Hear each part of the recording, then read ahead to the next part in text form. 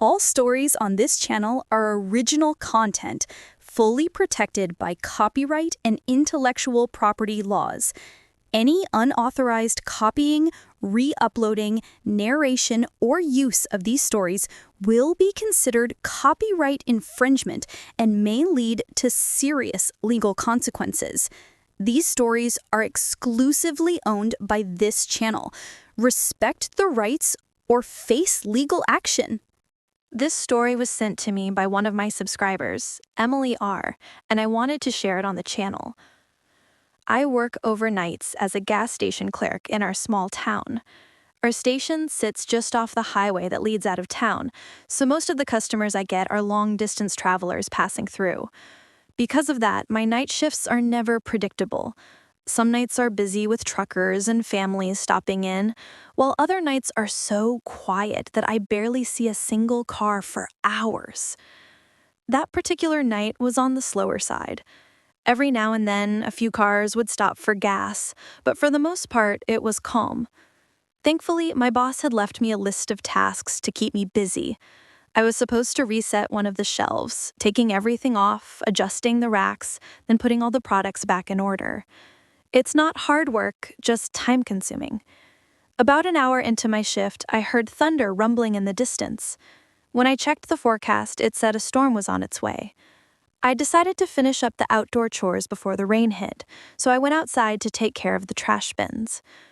While I was out there, I noticed a pair of headlights down the road, about a quarter-mile away. The car wasn't moving, it was just parked out there in the dark, surrounded by empty fields. I figured maybe someone had pulled over because of car trouble or a flat tire. But since it was far enough away, I didn't think much of it. I went back inside and continued working. Not long after, the storm rolled in fast. Rain pounded against the windows, and the wind was strong enough to push the entrance doors open, so I had to lock them. No one had come in for a while anyway, and with weather like that, I doubted anyone else would. Still, I couldn't help but notice that the same headlights were still sitting out there in the field. They hadn't moved an inch. That uneasy thought lingered in my mind as I worked. Then, through the noise of the storm, I heard the door rattle violently, louder than before. When I turned around, I froze. A man was standing right outside the glass door, his face pressed against it, staring straight at me. He looked to be in his early 40s, wearing a dark hoodie pulled tight over his head. Rain dripped from his face and his eyes looked distant, tired but focused. I unlocked the door and let him in, making a small comment about the weather. He didn't reply. He just stood there for a moment, staring at me, before silently walking past and wandering through the aisles. I watched him from behind the counter, uneasy with how strange he was acting. He didn't pick anything up, didn't say a word, just walked around slowly, glancing at me from time to time. After a few minutes, he walked right back out the door. I didn't think he'd stolen anything, and I couldn't figure out what that was all about. With the storm raging outside, it was odd that he'd even bothered to stop. Curious, I looked out the window and saw him walking past the gas pumps, towards the road. Then he stopped at the corner and just stood there. A moment later, the headlights I'd seen earlier started moving, coming towards the gas station. The car slowed and stopped right next to the man. As I was watching, the front doors started to swing open again from the wind, so I went to relock them. From the doorway, I saw the man start walking back towards the station. The car followed, pulling into the parking lot. They parked right in front, and another man got out. Both of them came straight towards the door. The first guy pushed on it, expecting it to open, but when it didn't, he immediately got angry. He started pounding on the glass, his face twisted with frustration. I was only a few feet away, but I didn't move. Then both of them began kicking at the door, their fists slamming against the frame, rain pouring down around them. That's when I knew something was very wrong. I ran behind the counter and hit the emergency alarm button that alerts the police. The sound didn't go off inside the store, it's a silent alarm, but I watched as they kept trying to force the door open. After about a minute, they gave up, jumped into the car, and sped off into the storm. The next few minutes were eerily quiet. The only sound was the wind howling and the rain hammering the windows. When the police finally arrived, the car was long gone. They took my statement, but there wasn't much to go on. To this day, those men have never been caught. Sometimes I think about what would have happened if the storm hadn't blown those doors open earlier, if I hadn't locked them at all. They could have just walked right in and I wouldn't have had a chance. Maybe it would have been a robbery or maybe something worse. Now, every overnight shift I work, I can't help but glance at the road outside, half expecting to see those same headlights waiting in the dark. Thank you to Emily R. for sending this terrifying story. If you have a story of your own, send it in and it might be featured next. This story was sent to me by one of my subscribers, Rachel T., and I wanted to share it on the channel. This happened a few months ago. I'm 32 and live alone in a small house. It was one of my days off from work, and I was looking forward to a quiet day at home. Around 4 p.m., I started cooking dinner when I heard a knock at the front door. I set everything down and walked to the front of the house. Standing on my porch was a man I'd never seen before, and parked at the curb behind him was a small gray van. I opened the door slightly and asked, "How can I help you?" He hesitated before speaking. Then, in a flat, almost robotic tone, he said he was offering free home inspections in the neighborhood and wanted to inspect my house. There was something immediately off about him. His expression was blank, his posture stiff, and his voice had no emotion at all. It didn't feel like a typical salesperson's pitch. It felt rehearsed, detached, and wrong. Even if he was legitimate, something about this situation made my skin crawl. I told him I wasn't interested, closed the door, and went back to the kitchen to finish cooking. But after a few minutes, a strange unease settled in. I couldn't shake the feeling that something wasn't right. I walked back to the front door and looked through the peephole. My stomach dropped. The man was still there. He was standing motionless on my porch, staring directly at the door as if he was waiting for something. He didn't knock again, didn't move, just stood there. At that point, I knew something was very wrong. Maybe he was drunk, high, or mentally unstable. But whatever the case, I didn't want to take any chances. I stepped away from the door and called the police, explaining that a strange man was loitering outside my home. They said an officer would arrive shortly. I went back to the peephole and kept watching.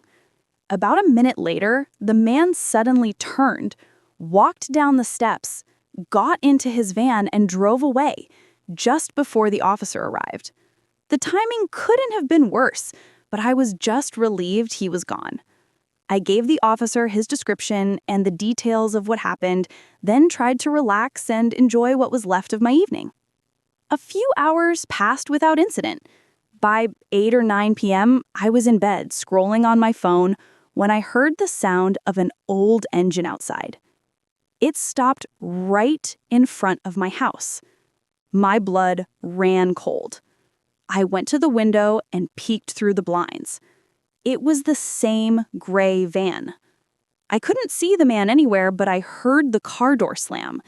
He must have gotten out and moved quickly, out of sight. I immediately grabbed my phone and called 911 again. As I hung up, a loud crash echoed from downstairs, the sound of something heavy slamming into the wall. My whole body froze. I slowly opened my bedroom door and looked down the staircase. The house was dark and silent.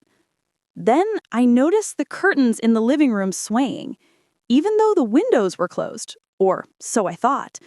When I looked closer, I saw that one of the windows had been forced open. The cool night air drifted in through the broken latch. My heart started pounding as I realized the man was inside my house. I backed away quietly, crept into my bedroom closet, and tried to stay silent. Every second felt like an hour. Then, finally, I heard knocking at the front door. The police.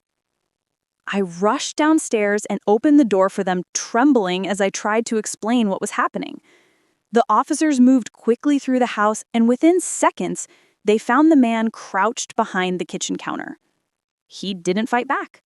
He just stood there, blankly, as if nothing was wrong. In his hand was a large hammer, the same one he had used to pry open my window. Later, at the station, the officers told me he wasn't drunk or high.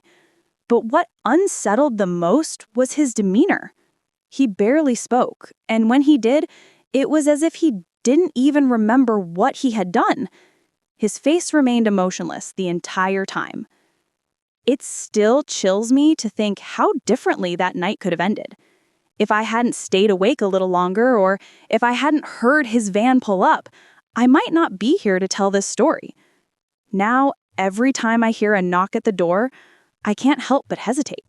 Because sometimes what's waiting on the other side isn't just a stranger. It's something much darker. Thank you to Rachel T. for sending this terrifying story.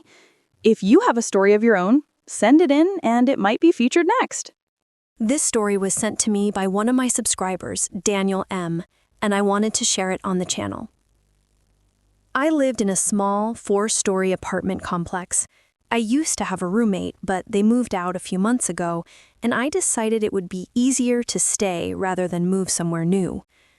The other residents were mostly older couples, and although I saw them occasionally, I'd never actually spoken to any of them. Everyone kept to themselves, which, honestly, I liked. One night, I got home from work around 11 p.m. The building was quiet as usual while I climbed the stairs to my floor. But when I turned the corner into my hallway, I stopped in my tracks. A man was standing right in front of my door. He noticed me immediately and started apologizing before I could even say a word. He said he'd mixed up the doors and that he actually lived in the apartment across from mine. Then he turned around, unlocked that door, and went inside. I'd never seen him before, but assuming he might be new to the building, I tried to brush it off. Maybe he really had confused the doors, though the situation still felt strange. What bothered me most was how he instantly realized he was at the wrong apartment the moment he saw me. If it were truly an honest mistake, wouldn't he have said something sooner? Still, I was exhausted, so I went inside, locked the door, and tried to forget about it. I made a quick dinner and sat on the couch to unwind with some TV.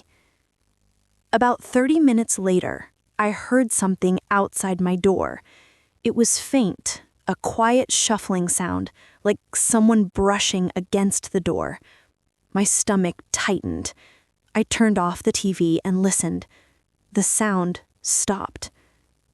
Curious but nervous, I walked over and opened the door. No one was there. I stepped into the hallway and looked around. It was empty, but then I heard footsteps going down the stairs. I quickly went back inside and locked the door again. The thought crossed my mind that maybe the man had been listening through the door. That quiet shuffling, it could have been him pressing his ear against it. The idea made my skin crawl, but I tried convincing myself I was just overreacting. Eventually, I went to bed around 1 a.m., still uneasy but too tired to stay awake. Nothing else happened that night, or at least nothing I was aware of. The next evening, I got home around the same time, a little after 11. This time, I felt more cautious. I walked up the stairs slowly and glanced down the hallway. It was empty. No one was at my door. But for some reason, that emptiness made me feel worse. I unlocked the door, stepped inside, and locked it again behind me, only to freeze. Standing in the doorway to my bedroom was the same man from the night before. My heart dropped. He immediately told me to be quiet and do as I said. His voice was low, urgent, and cold. He started walking toward me, motioning me to move into the living room. My instincts kicked in. I spun around, unlocked the door, and tried to run. He grabbed my arm and tried to pull me back, clamping a hand over my mouth as I screamed. I thrashed and yelled louder, managing to pull away from him. As soon as I got free, I ran down the stairs, hearing his footsteps behind me. But then I heard the sound of the building door slamming open. He was running too, trying to get away. I reached my car, locked the doors, and called the police, my hands shaking so badly I could barely hold my phone. When the officers arrived and searched the building, the man was gone. I told them he lived across the hall, but when they checked, that unit was vacant, completely empty. Whoever he was, he didn't live in the building. He must have somehow gotten access to both my apartment and the empty one across from me. I still don't know how he managed that, or what he was planning to do that night. But the thought of him standing quietly inside my apartment, waiting for me to come home, still haunts me. He was never caught, and I can only hope he wasn't targeting me specifically. But every night when I come home, I can't help but look down that hallway and wonder if one day I'll see him standing there again. Thank you to Daniel M. for sending in this terrifying story. If you have a story of your own, send it in and it might be featured next.